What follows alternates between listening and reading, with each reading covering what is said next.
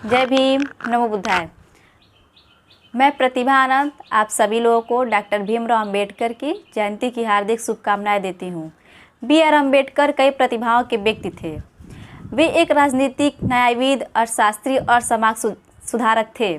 इसके अलावा अम्बेडकर दलित बौद्ध आंदोलन के पीछे की ताकत थे। इसके अलावा यह व्यक्ति उस समय भारतीय समाज में व्यापक विभिन्न अन्याय से लड़ने के लिए भावुक थे। अन्याय के खिलाफ इस लड़ाई के तहत अम्बेडकर ने अछूतों के समर्थन में एक अभियान का नेतृत्व किया। वह स्वतंत्रता के बाद भारत के पहले कानून और न्याय मंत्री थे। इन सबसे ऊपर अम्बेडकर ने भारत के संविधान को बनाने में एक केंद्रीय भूमिका भी निभाई थी। 14 अप्रैल को भारत के पहले कानून मंत्री डॉक्टर भीमराव अम्बेडकर के जन्मदिवस के रूप में मनाते हैं। इस वर्ष उनकी 131वीं जयंती मनाई जा रही है।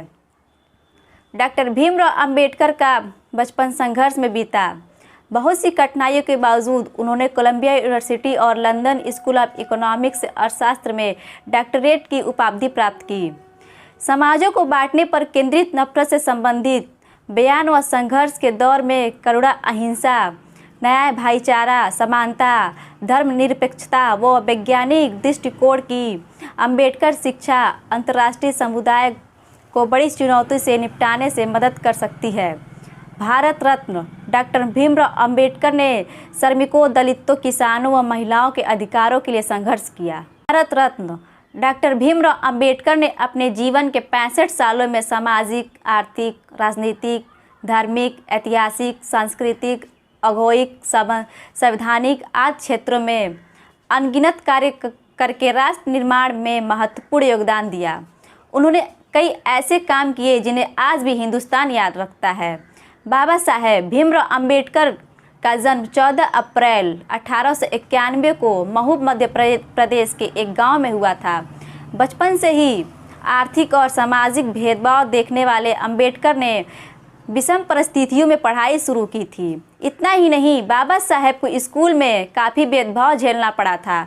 दलित समाज के उत्थान और उन्हें जागरूक करने में डॉक्टर भीमराव अम्बेडकर का योगदान अतुल्य है। बाबा साहेब भीमराव अम्बेडकर का जीवन संघर्ष और सफलता की ऐसी अद्भुत मिसाल है जो शायद ही कहीं और देखने को मिले। बाबा साहेब महार जात से आते थे जो कि उस समय अछूत माना जाता था। अम्बेडकर को बचपन में समाज के विभेदकारी बर्ताव का सामना करना पड़ा। ऊंची जात के बच्चे उनसे ठीक से बात नहीं करते थे। अम्बेडकर को यह बात काफ़ी चुभती थी और उन्होंने उस अल्प आयु में ही समाज से इस विभेद को खत्म करने का प्रण ले लिया। शिक्षा तभी पूरी होती है जब उसमें बराबरी का ज्ञान होता है। जहाँ ऊंच नीच का भाव है वहाँ अज्ञानता है। ईश्वर ने सबको एक समान बनाया है और सबको एक बराबर समय दिया है। हमने इसको बांट दिया। देने और बांटने में भेदभाव ने मानव में अहंकार पैदा कर दिया। जब हम सबको बराबर समझेंगे तो वहाँ सच्चा धर्म होगा।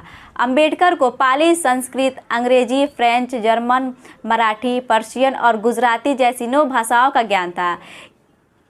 इसे उनकी दूरदर्शिता ही कही जाएगी कि उन्होंने देश के लिए एक ऐसा संविधान तैयार किया जो सभी जाति और धर्म के लोगों की रक्षा करता है व उनके समानता का अधिकार प्रदान करता है। मैं उसी धर्म को मानता हूँ जो स्वतंत्रता, समानता और भाईचारा सिखाए। जब तक आप सामाजिक रूप से स्वतंत्र नहीं है, कानून जो भी आपको स्वतंत्रता देता है वो आपके लिए बेईमानी है। भाग्य पर आश्रित रहने के बजाय अपनी मेहनत और कर्म पर विश्वास रखना चाहिए। जय भीम, जय भारत।